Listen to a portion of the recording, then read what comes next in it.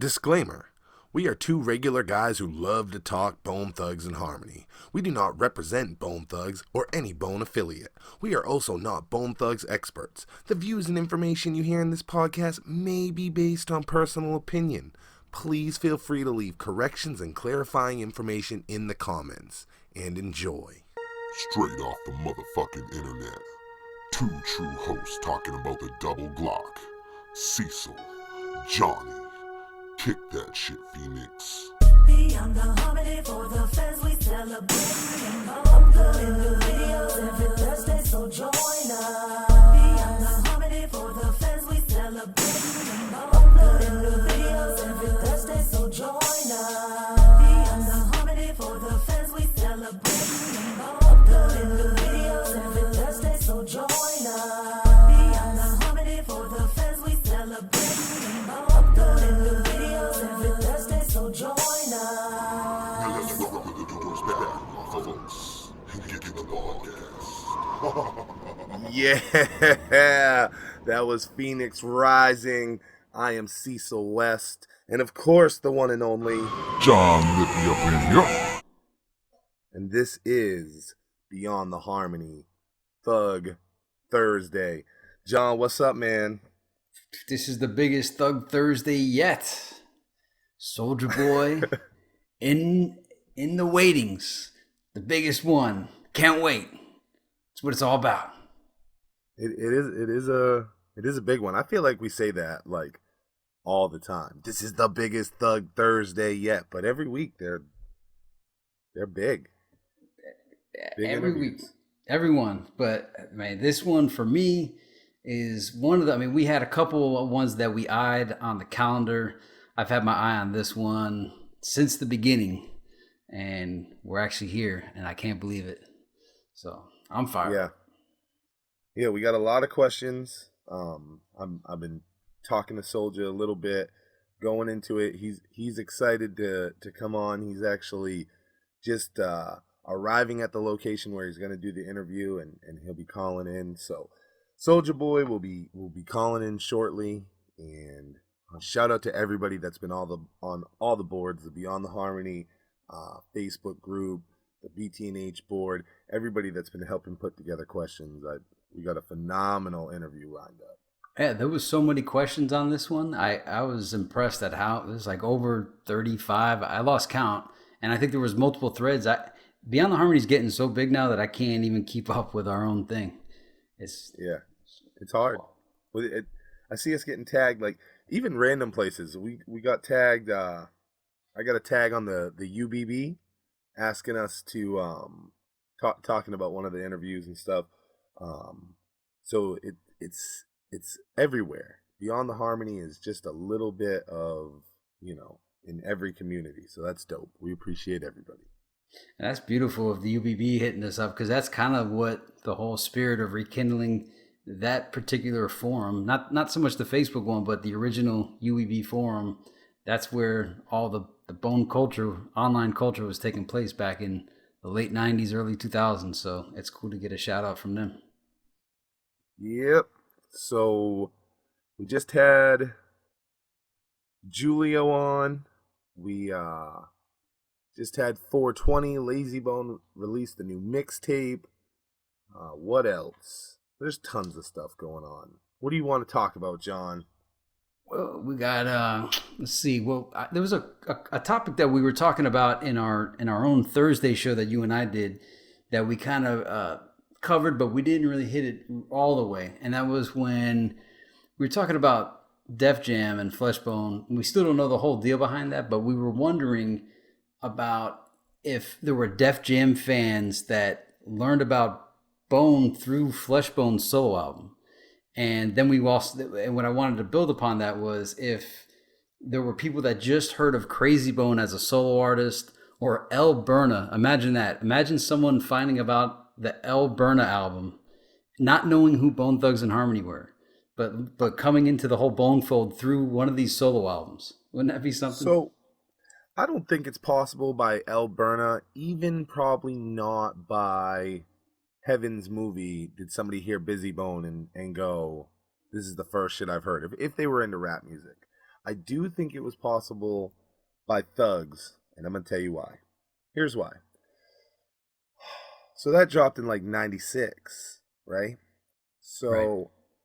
the only Bone stuff out was the first two albums. And I know what you're thinking. You're like, well, motherfucker, the Crossroads. Probably. Excluding the Crossroads, okay, it was very common that people just didn't listen to regions they didn't listen to. And what I mean is, like, Southern hip hop had been around forever, but it didn't blow up in the culture for a long time. So unless you were from the South, you probably didn't hear it. You remember, like people saying like, "Hey, there was more than just OutKast in the South," and the Midwest, same idea. So if you were a New York hip hop fan, you probably only fucked with New York hip hop. So listening to Bone, who I think, Midwest, they probably got associated with the West Coast, Eazy-E. It's possible that some New York fans didn't listen to him. But those same New York fans were getting those Def Jam samplers because those flooded the streets of New York. And you know who would have been on those? Fucking Flesh and Bone, World So Cruel with Reverend Run. So I do think that it's possible that there was somebody that didn't fuck with Bone until it came to Flesh and Bone Thugs, and that is why. What do you think? Tell me what you think. Well, I just keep thinking of how strange it must have been for a lot of New York fans to get this Flesh and Bone on Def Jam. I also wonder, immature fans, when Busy Bone did Give Up the Ghost with Immature. Now that's a whole different kind of genre, R&B, and it was early on enough. I mean, I'm sure a lot of R&B fans were familiar with Bone Thugs and Harmony, but I always wonder seeing featuring Busy Bone, featuring Crazy Bone, like Chameleon Air. If Chameleon Air had fans that didn't know who Crazy Bone was, or Little John, right, the song with Mystical. I just wonder what it's like for somebody to not know of Bone, to see their names individually, Crazy Bone, because it doesn't even make sense outside of Bone. All their names are Crazy, Lazy, Busy, Bone. But if you see their names and you're not familiar with Bone Thugs and Harmony, it must be like Crazy Bone, Busy Bone. What is this feature? Who are these? The name by itself, like you and I and Bone fans, it makes sense to us. It's blended into our minds. But just try to picture what it's like to not have a frame of reference of Bone Thugs and Harmony. Yeah. You just see the name Crazy Bone, Flesh and Bone. I think that was Easy's thing too, with the why he just tried to get him under Thugs and Harmony. Like, I think even Easy didn't probably understand the Bone thing. When he found him as Bone Enterprise, he's like, nah, you guys are Thugs and Harmony, and they were like, well, we're Bone Thugs and Harmony. Yeah, also somebody had brought this up the other day, and it never dawned on me, and I'm wondering if this is true. Did Bone ever do a track with OutKast, either Andre 3000 or Big Boy, or has all this time passed and they never collaborated? Huh. That's a good question. I don't even know, like, I mean, I know as a group that, we know there's no Bone OutKast song, but I'm trying to think if even, like, something random like Lazy Bone and Big Boy, I could see, like, that as a song that I didn't know exist. Yeah, because they both came out the gate at the same time. Actually, OutKast, I think, came out before Bone did. Before Creeping on a Come Up came out, I think Southern Playalistic came out. And at the beginning, and even as they kept going on, they had somewhat of a fast flow. So it was kind of interesting to see how you would have thought they would have been paired.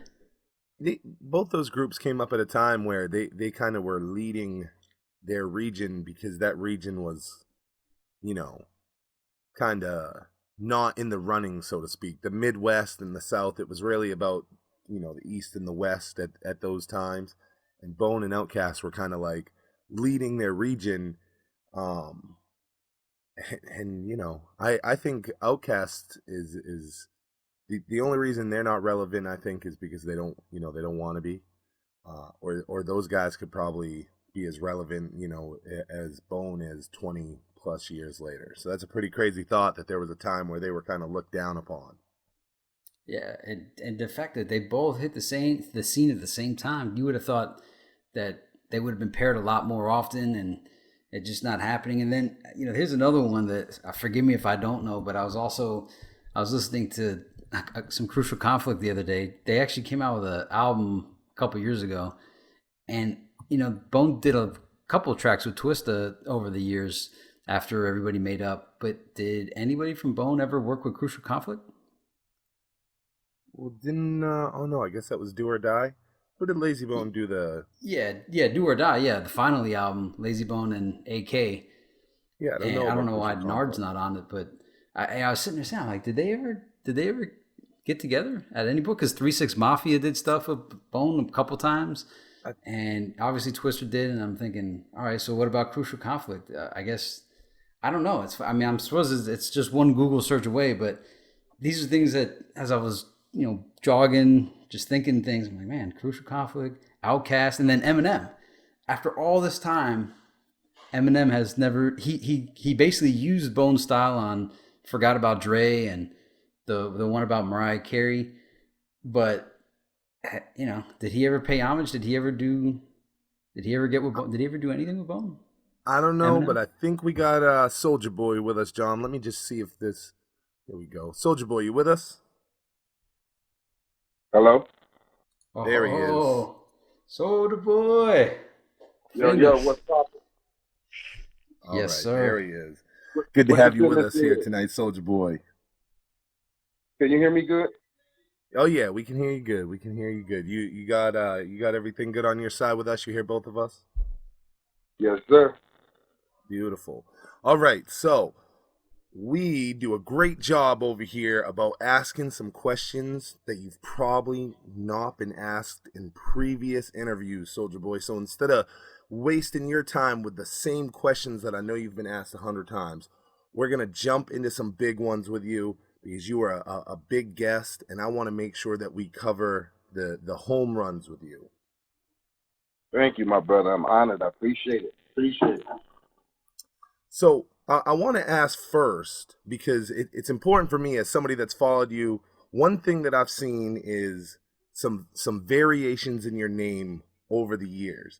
So I just want to establish for listeners now in 2018 what you're officially going under, because I've seen everything from Souljah 96, the real Souljah Boy, Tally Up King. So what are you going under right now? Actually, it's King Jamma. That's my official. Yeah, we're gonna always be Souljah Boy, but we're going with King Jamma. Cool. So dating back, and I was reading this actually in a biography about you, and I noticed that this hadn't been asked to you before.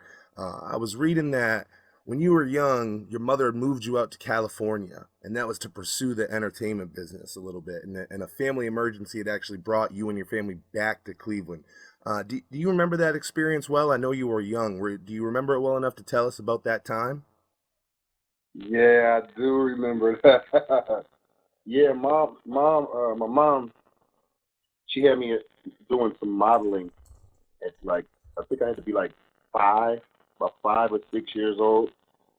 McDonald's used to audition a lot of children back then to do commercials, so they were prepping me for a lot of different stuff as far as that goes, a little modeling, doing some commercials. But we wind up moving back to Cleveland and actually losing those contacts. Now, when you guys got back to the Cleveland area, and you because I know you said that you were doing that in California when you were younger, did you continue to kind of pursue entertainment at that point, or did you not start rapping until a lot later, when you were a teenager? When did you start to pursue being an MC? I actually started pursuing by the time I was 11, 12 years old. I actually started really, really getting into it. Mom bought me a karaoke machine, drum set, little beat machine. I really started getting into it around that time. Of course, I had my favorites, the LLs and the Houdinis and Oh yeah. my favorite Big Daddy Kane, you know. But yeah, by the time I was 11, 12 years old, I really started picking it up and just getting on people's nerves, basically. No. Because I used to sing and rap all the time, man, like all the time, nonstop. So of course, that probably get on the average person's nerves who don't really, who's not into the music like that. Now, let me ask. I mean, you being a Cleveland native, a lot of the other Mo Thugs are on record as saying that they grew up with Bone or went to school with Bone, and that's how they got involved with, Mo Thugs. What was your experience? How did you actually become involved with, with that label? Well, I sort of got the same story. Like, I grew up with those cats. We went to school together from junior high to high school. We were running around calling ourselves the Band-Aid Boys. Calling ourselves the Band-Aid Boys, and we was doing everything up under the sun, with the things that were being done back then, touching on the drugs and all of that. And I think Steve, the Lazy Bone, wound up going to jail when we were like 15. We were like 15, 16. This is actually around the time where everybody was just like doing talent shows and stuff like that. Bone was really known for doing talent shows. Yeah. I was more so known for just like the guy who knew how to do the music, the beatboxing, and I've done a few talent shows, but not like Bone. Bone was actually into that, doing those talent shows. But we yeah, man, we grew up together, bro. Like everything, all the way down to the last penny, getting burgers for each other. You know what I'm saying? So like we really, really was in the paint together, man, doing the rapping, the singing, the harmonizing. We all fed off each other. I actually didn't know any of the Mo Thug artists at that time. Wow. Okay. Wow. So it was like everyone did grow up with them, but it was like spaced out. Like we got Cleveland, you got East Cleveland, you got the West Side of Cleveland. I actually grew up with Bone in the St. Clair area, so I think Boogie Night, which is Poetic Hustler, and Too True sort of had the East Cleveland thing with Bone and them. But everybody basically got the same story, man. We all grew up with that.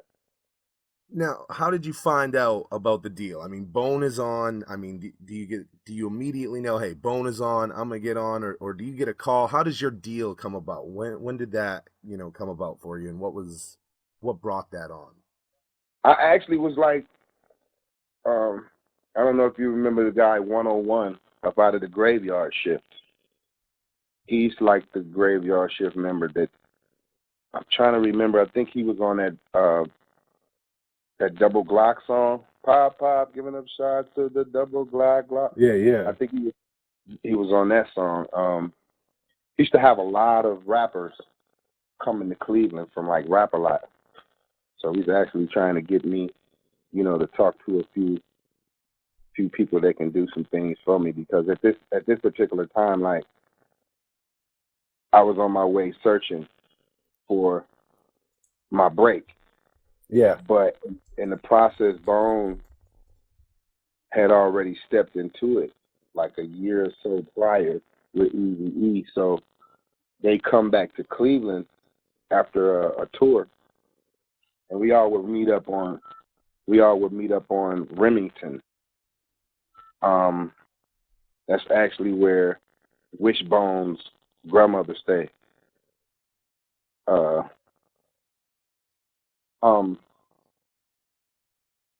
Crazy. He approached my car and was talking to me, and I was playing my music. And he was just asking me, he was like, who was that singing? And I was like, that's me. And he was like, shit, who is that? Who was that rapping? And I'm like, shit, that's me.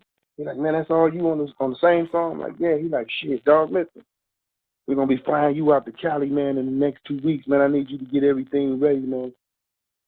We really, really trying to do something with you, bro. And you know, by him being my homie, I just took it like, okay, you know, that's my homie.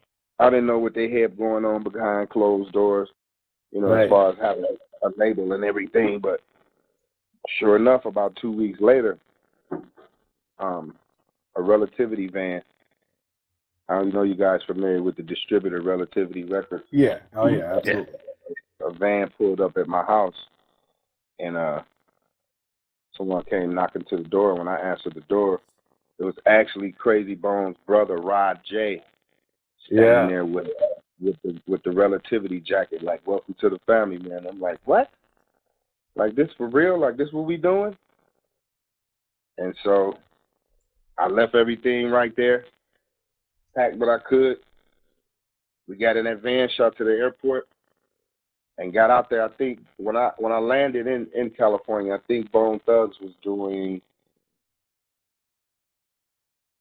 I think they were doing a song to the movie soundtrack. Show. What is that? It was There was Queen the- Latifah and Vivica Yeah. Fox and all that. Set It Off. Yeah, Set It Off. They were doing that. Yeah, I think it was that song. Yeah, because it wasn't that the Shoot 'Em Up song. Shoot 'em up. It was No, Days, that was the Days of Our Days Lives. of Our Days Lives. of Our Yeah, Lives. Days of Our Right. Lives. Right. Yeah, they were working on that song there. So once I got, everybody greeted me. Wow, man, what's up, man? Oh, it's on, it's popping, bro. Crazy Bones going crazy. Like, man, I really like what I heard, man. Once you be part of the family, man, we about to do this shit. So it just took off from there, man. Wow. And so did they brought you guys? Did you guys do Family Scriptures? Did you record that in Cleveland? Was that recorded in? It sounds like in California. Where was that done? Which sort? What do you mean, album or? Yeah, like that album. Did you guys record that in multiple locations, or was that all done out in California? Because there were so many Mo Thugs from Cleveland. I figured that was recorded mostly in Cleveland. You know, we had a studio in Cleveland. They had bought this house and turned it into a studio, and we actually had it like tagged, like the people came by and cemented, you know, carved in the cement and actually put Yeah. Mo Thugs down there. So we had like an official studio, but majority of it was recorded in California. I cannot remember the name of the studio. It's a big studio out there, though. Now, did you guys know that that's what you guys were recording for? Was like the compilation, or were you just recording songs for like like a solo effort, or did you guys know collectively, hey, we're about to put this big? Because I mean that was a music changing compilation. So I mean, did you guys know that that's what you guys were putting together at that time? That's an interesting question, my man, because you know what? Wow. You know what? I didn't know until like the middle of the project. Like, that's what I'm saying. We were some, like, Graveyard Shift was here in Cleveland recording some stuff. Poetic Hustlers, I think, was in Miami recording some stuff. We were in Cali recording some stuff. So I was basically told to just get a few singles together. Like, I didn't think this was like it was going to be a project. Yeah. Actually be a project. They were just saying we need to get some songs together. So Wow. they didn't even actually use one of the solo songs that I created. They wind up they were liking it, but they pulled me into another. So I think they had like A, B, and C studio. Man, what is the name of this studio out there? It's a huge studio. I cannot remember the name, but they pulled me in there and they had I'll never forget, it was the guy from, I think, Tony, what's his name? Tony Matola? Matola?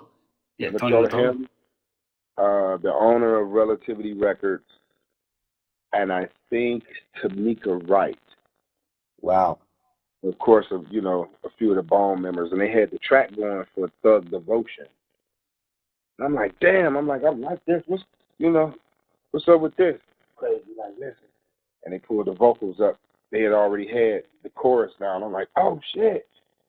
They're like, man, we need you to go in there real quick and write your verse. So I went straight in, like, coming from doing the song that I had already recorded. I went straight in, and that's how we wound up with that. Wanna be soldier, soldier. I done told ya, Mo Thug is taking over. Yeah, I'll never forget that night. That was a fun night there. Do you remember what the other songs were that you said you had recorded some other tracks? Do you remember what those tracks were, and did those ever come out on like those mixtapes you put out, or do you recall what they were? No, they never came out. I can't remember the dates. It's been so long. We talking about like 96, Yeah. 96, 96. Very long time. But I didn't even get a chance to even like, excuse me, really listen to it because everything was just going so fast. Like, see, that's the thing. Like, everything was going so fast. That shit seemed like it was overnight. Yeah. You understand that? Like, man, it was going so fast, like, really, really going fast. We didn't even have time to sit down and eat and talk. Like, it was just going. Yeah. And that time frame too, I mean, the first Mo Thugs is 96, the Art of War was 97, the second Mo Thugs is 98. You're involved in all those projects, and I'm sure you were touring a lot during those years as well. What when you did the Art of War, so you're coming out of Mo Thugs 1, you guys are now very established. I think after the first Mo Thugs, you guys did a great job not only embracing but being embraced by that Bone, fan base. You're doing the Art of War. You are minus the big Mo Thug feature. You're the only Mo Thug featured on the Art of War. Can you tell us a little bit about Wasteland Warriors and how that song came about? Did you know that was going to be for the Art of War? No, see, that's what I'm saying. Like, these are interesting questions because I didn't even know. Like, I just remember them calling me because we were actually in California, and they sent for me to come to the studio. Yeah. And when I got in there, I think Crazy was recording his verse to the song. And so I'm like, damn, this shit raw. Like, what's this? They're like, man, we want you to get on this, man. We need you to get on this, like, ASAP. I'm like, oh, shit. So, like, that's what I'm saying. Everything was, like, right then and there. Yeah. It wasn't no prepping or nothing. That's one thing I liked about them. Like, we would just fall out of the sky with that shit. It wasn't no, Crazy was a genius. He going to come up with those hooks and shit like that and, probably get an old school track and flip it. You know what I'm saying? But for the most part, it was just like, we in the studio. Like, Right. Come on. Like, your energy got to be what this song is on. Like, so, they don't care if you come to the studio with if you're feeling down or you had a bad day, you got to go in there and work. So that's what I liked about it, man. That shit was spot on. But that's how that song came about. Like, they called me to the studio, and I actually got in there and heard it, and I wrote the verse right there. Like, right there. It took me like 20 minutes. Wow. But like a track like Low Down Dirty Shame with Crazy Bone, that one seems so thought out though. Like, that couldn't have possibly been just a spur of the moment thing. Did you guys think that one through? And was that for you or Crazy, or like how did Low Down come about? That was interesting because rest in peace, his soul, Tombstone. He was actually making a track, and I came in the studio and I heard it. And I'm like, man, what the fuck? I'm like, what's up with that? He like, you like this? I'm like, hell yeah. I'm like, man, let me get that. As soon as he said yeah, he uploaded it. He pulled it up for me so I could just listen to it while I was listening. I'm like, damn. Low down, dirty shame. Second strange. So I went in there and recorded the hook. Like, I didn't even write that. I just went in there and recorded the hook. And I had somebody to go get Crazy real quick. He came in. I'm like, man, listen to this. Like, what?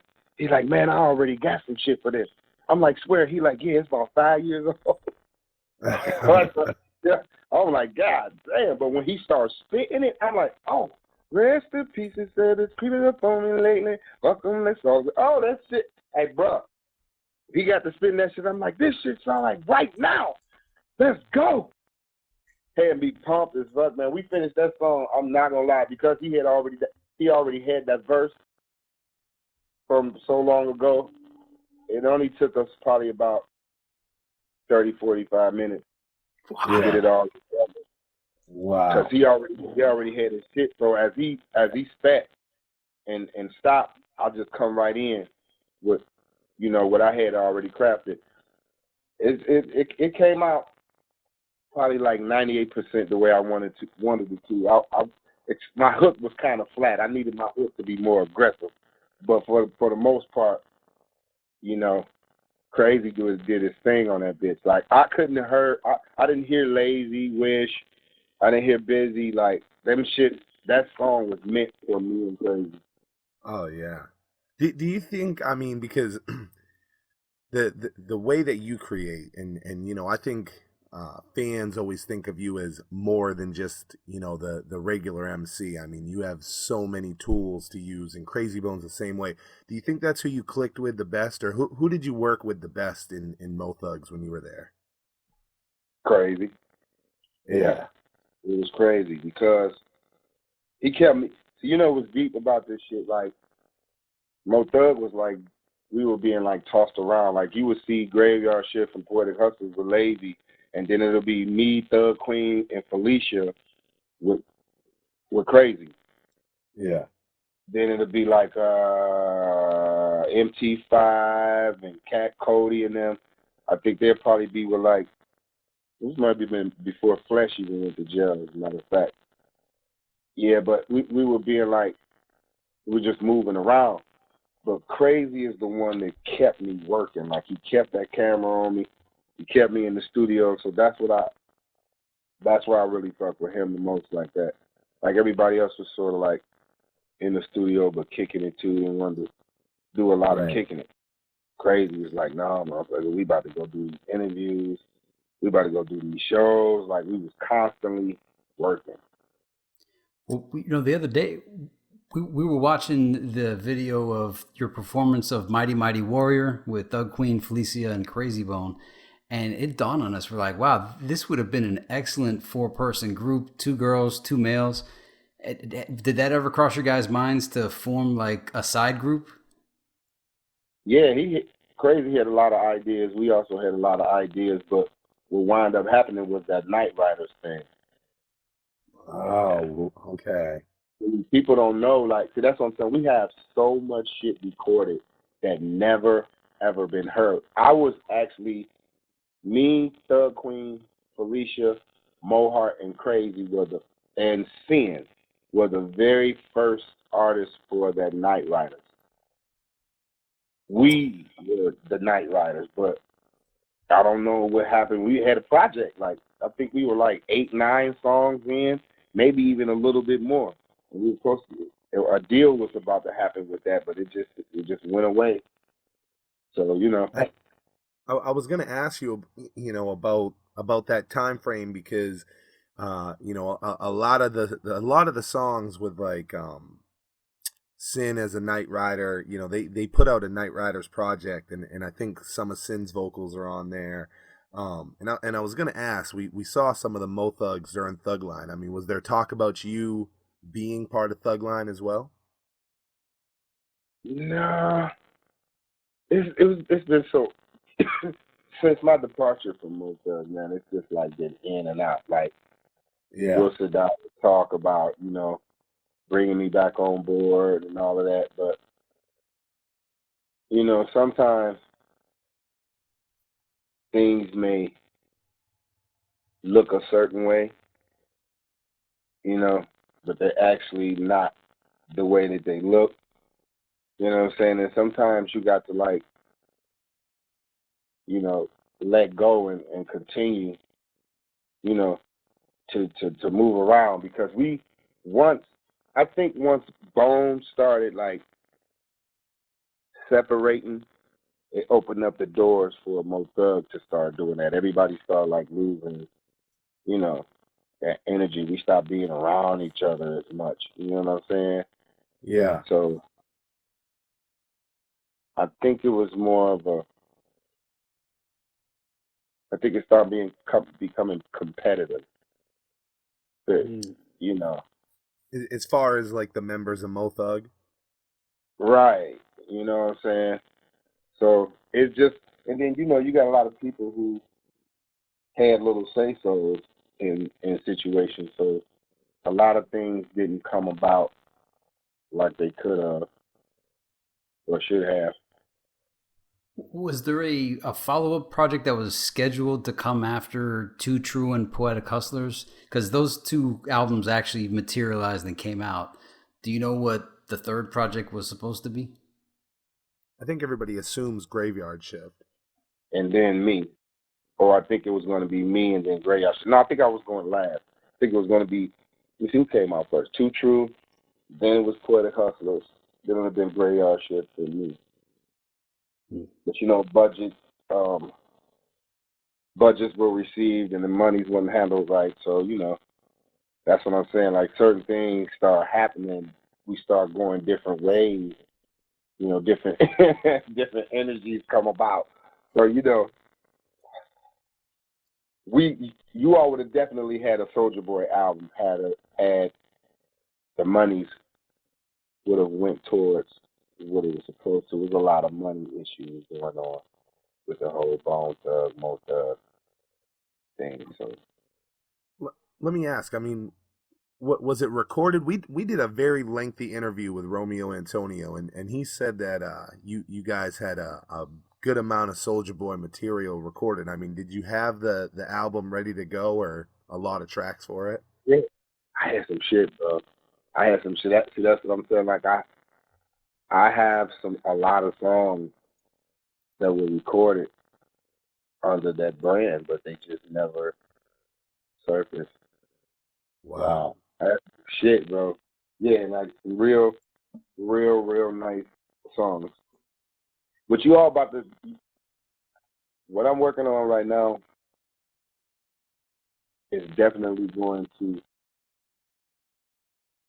wake up the dead, if that's the right term. I like that. I'm not trying to, but I have bridged that, not gap, but that, you know, I put everything together, the 90s and what's popping right now, which is us. I always tell people that, like, what you're hearing right now is just a breakup of what we were doing in the 90s, and it just throwing ad libs in. It's the same shit that we were doing, so it's only right to mesh everything together. Everything. When I say everything, I mean everything. Up tempo, slow tempo. Like, you all are about to actually hear my real, true talent. Everybody tell me I done got better than I was, and that's what I always tell myself, and I tell all the other artists that I have relationships with. If you don't get better with time, then you must stop. There ain't no sense of going on. If you do not get better with time, with anything that you do, I don't care if it was sex. If you don't get better with time, then you need to try to stop and do something else that you're good at and that you can do. You'll do better as you grow. Like right now, I'm on some grown man shit, but it sound like what you're hearing right now, but it's not. If you understand that, I got some really nice material right now, and I own all my masters. I have a situation right now, but for the most part, like I said, I own my masters, and we're about to really reap the benefits of everything.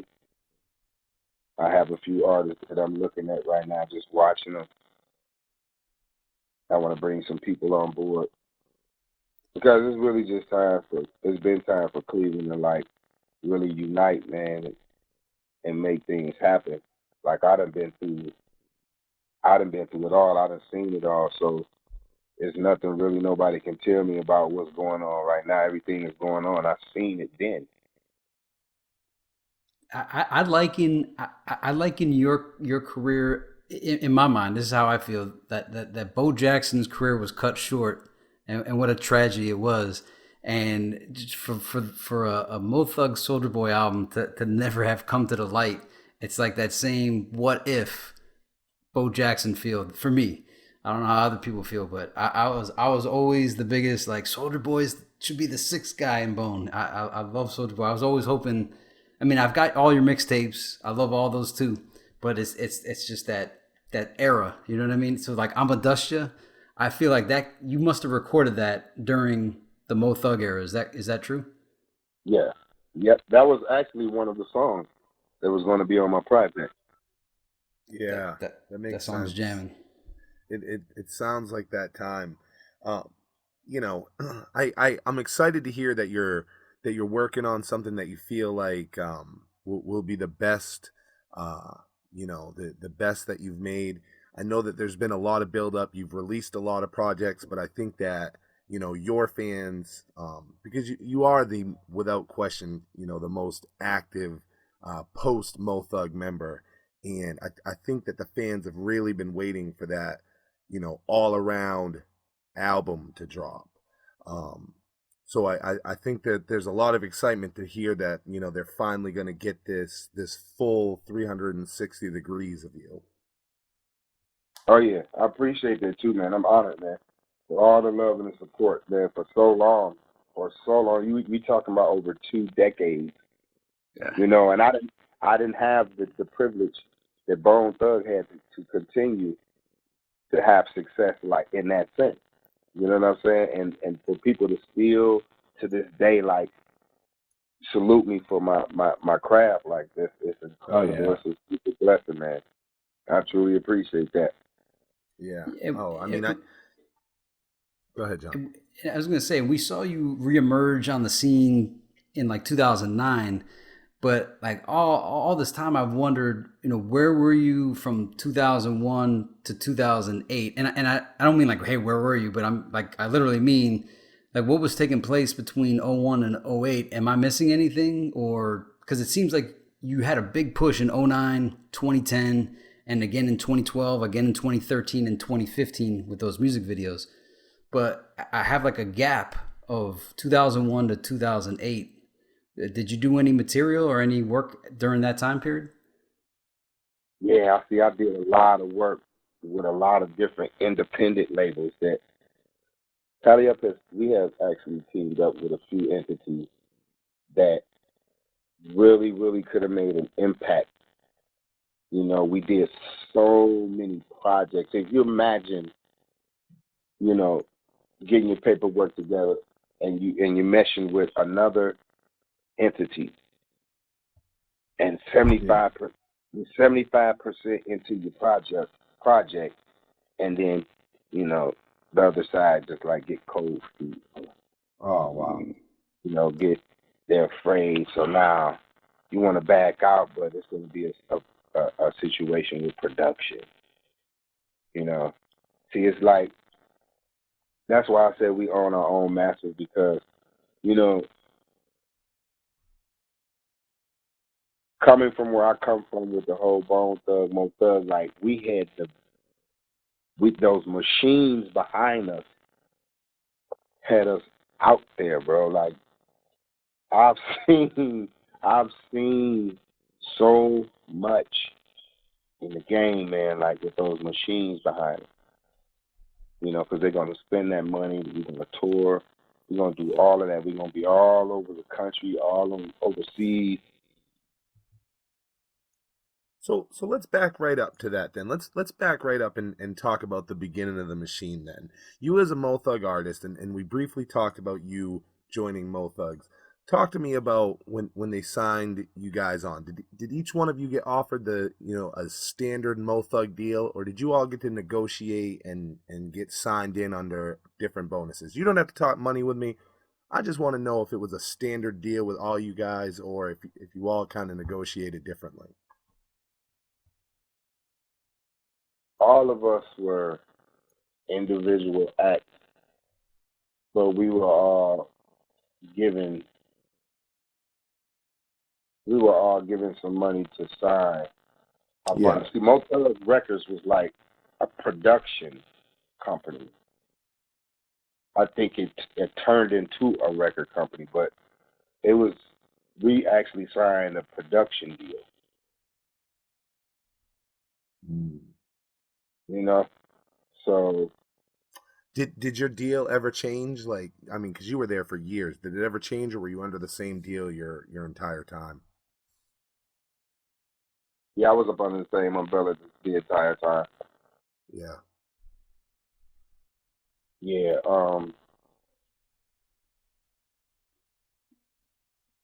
What Now, about the Thug Mentality '99 era? Armageddon's on there. Was that recorded during that period of time, or was that from like a previous Mo Thug project and it wound up on Crazy Bones' album? And did you do any other tracks for that album that didn't come yeah, out? because fans that love was that. I mean, that that's actually a song that I don't know if you guys remember the Bruce Willis movie Armageddon. Yep. It was Yep. supposed to go on that movie soundtrack, but I flew out to New York and met up with Crazy. We did the song. It was supposed to, I think he only had like 72 hours to get the song, so they actually like cut the check, but it didn't receive the song. So I Wow. think that's how I ended up for Crazy Bones Thug Mentality. Wow, that would have been insane if it ended up on that movie soundtrack. Yeah. That would. Yeah, that's forever. Those are stamps that are forever. Like, and we're not saying that this not, but something like that. Yeah. I would 'Cause love to have for that song to have made it on that project. Now, can you tell me? I know you said, hey, that time was moving really fast at these times. 96, 97, 98, 98. The Mo Thug family reunion. Was it the same situation for you guys? I mean, was that kind of just like a compilation that ended up together, or did you guys go into that second Mo Thugs album now at this point knowing we're recording, for this? Yeah, we definitely had all the information when it came to that. They Relativity sent all of us out to Miami. Everybody, Romeo, man, everybody that was involved with that second project, we were all in Miami at one particular studio. But this is now I'm about to tell y'all something that's so deep. Like, this is how that Mighty Mo Thug song came about. That very first verse, me and Sin from Graveyard Shift, we were writing together off of a track that I had got from my sister's, my niece's father. So like that, he was doing production for me when I was younger. So I had brought some of his tracks out to Miami, and me and Sin were writing to one of them, and that's how I got that first verse to Mighty Mo Thug. But when we got to the studio, Crazy was like, "Listen, Soldier, you got to go to this other studio, man, because they want this shit back like fast, man." And all the studios inside the big studio were filled. He's like, "You're gonna go with Ish." I'm like, "Who the fuck is Ish?" I didn't know who Ish was, but he wound up being a cool dude. So I'm riding with him, and we made a few stops. I got myself together, got the liquor, got some smoke. So we get to the studio. Now, mind you, I don't have a concept. I don't have the track. I don't have anything. Like, I don't have anything. Crazy just sent me, like, they didn't even give me a per diem, nothing. Like, here goes some tracks, like, nothing. They just wanted me to go in there and go crazy.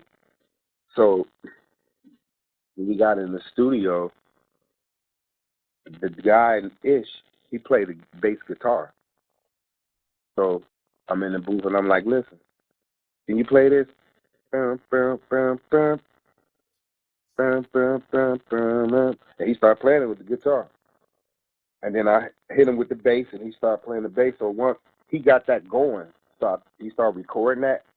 I left out, signed a few autographs, and then I come back in, and he had it like really going. So I was going, and I'm like, gotta be mighty mo.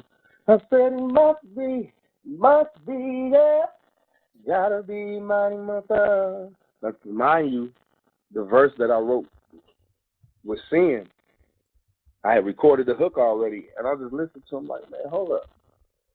So I just tried that verse and it fit right in. Come and get over the fire, fire. You remember the song, right? Oh yeah. Oh yeah. Funny story about that, real quick. When that came out, there was like this thing at my school that anytime people passed by a fish tank, you'd say, "Hey, I see right through you like water," and that was like a little pastime. That's hilarious.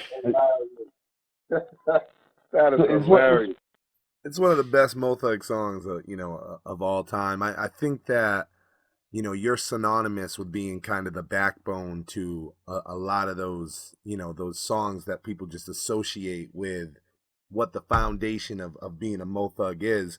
And you being there from that first album, making that foundation. By the time the second album was kind of coming around for you guys, the roster had changed up a little bit. It wasn't huge changes. You saw Trey kind of, work out, and then some new members came in. You mentioned MT5, Potion came in, even like Powder was on Ghetto Cowboys. Were these additions were the rest of the Mo Thugs accepting of these new additions, or did they kind of have to like earn their respect on the roster? No, we did not. None of us, I don't think, like what was going on. Not even the label that we were signed to. Relativity like that was very messy because you already have a lot of acts that you're trying to focus on, and you're bringing on more acts Right. to be recognized first. You know what I'm saying? So they start making us look like unindividualized, if that's the word. Like it made us look more like a big ass family group, opposed to it being like Souljah Boy, a solo artist, Graveyard Shift as a group, Poetic Hustlers is another group. You know what I'm saying? It just looked like Right. it's just really, really messy. Like, man, like a lot of people don't even know, like OutKast like was running with us for a few months trying to sign him on Thug. And I don't know why they didn't sign him, because OutKast had a name at that time. I think this is the time that they left LaFace Records. Wow. Imagine Holy shit. OutKast being under Mo Thug. Holy cow. That's crazy. Yeah. Wow. That's insane. I mean, yeah, if you think about that thought, OutKast on Mo Thug, but I can agree with what you're saying, that there started to be so many members of Mo Thugs and such a little amount of, what would be considered solo albums. It was just Too True and Poetic Hustlers that got out there, that it did, make you guys start to kind of look like a big group by the second one. I mean, is that what led to the departure? I mean, what brought that on for you? Because, by the end of the second one, Thug Mentality 1999, which was next, you were pretty much kind of out of the fold by the 99, right? Yep. Yeah, late 99. Because I couldn't take the bullshit. Like, I will admit, I find blind faith. These my homies that I grew up with them. You know what I'm saying? They're going to do this shit right. They're going to do me right. Like, they're going to handle their business. Like, but a lot of times that don't be the case, And I'm only just being truthful. I'm not talking out of bitterness or nothing. Cause I'm far from being bitter or anything. I love those cats. I just wish that they would have done it the way it was really supposed to be done, because we would like, no, I don't give a fuck who was out at that time. Like, it was almost Thug, like, period, and I just couldn't understand, like, I just couldn't understand how is it that you're getting budget, and you're not giving them to the artist who the budgets are for. Like I'm saying, that's not how you handle business. Is you keep the budget for yourself. So if you got artists that are not happy, you're not going to get the best out of the artist for you to put out to the world to hear. And then we watching y'all unfold over money issues. Like, see, it's so deep. It's very deep. And I don't have no limit to what I say or what I answer to. Like, these are all facts. Like, my brothers just couldn't stay in the group. They couldn't respect each other enough. You know, one person's getting money for everybody, and he's not paying everybody who's supposed to get checks.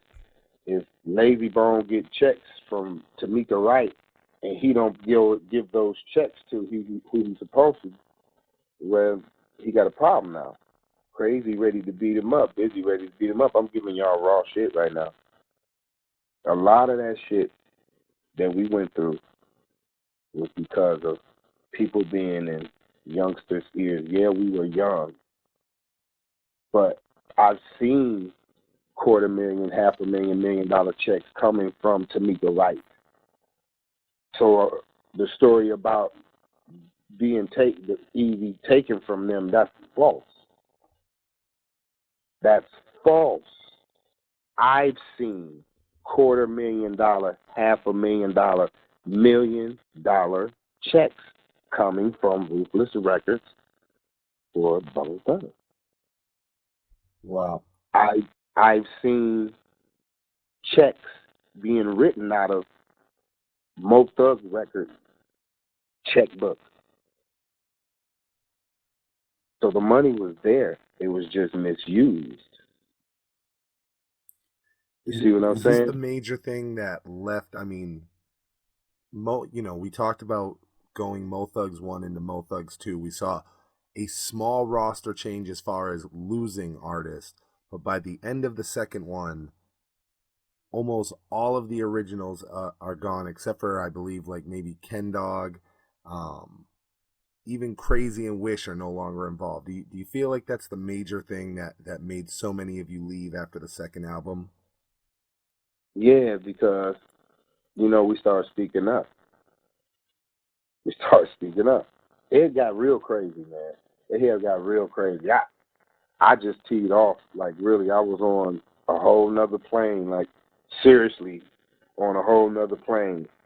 And it was, like, very violent and chaotic. That's how see, the truth is going to be told. And if it's going to take me to tell it, that's what it is. Like, it got so bad that pistols came involved. Guns came involved, you know what I'm saying? And it didn't have to get to that point. If everybody would have just played their part, everybody would have done what they were supposed to do. Y'all be bosses. Man, listen, I don't even have any of my platinum plaques. That's how bad it is and was. I don't have any of my platinum plaques. And there's quite a few artists out of Mo Thug that don't have them. Like, how do you not give your artists the platinum plaques? You know what I'm saying? So, that's what I'm saying. Like, it's deep. It goes beyond what anybody would tell y'all. I'm Bone Thugs themselves. And they got to protect themselves. And I'm not trying to wash them out. All I'm saying is, I can't hold anything back. This is what y'all want. Beyond the harmony for the fans, we celebrate. In the videos every Thursday, so join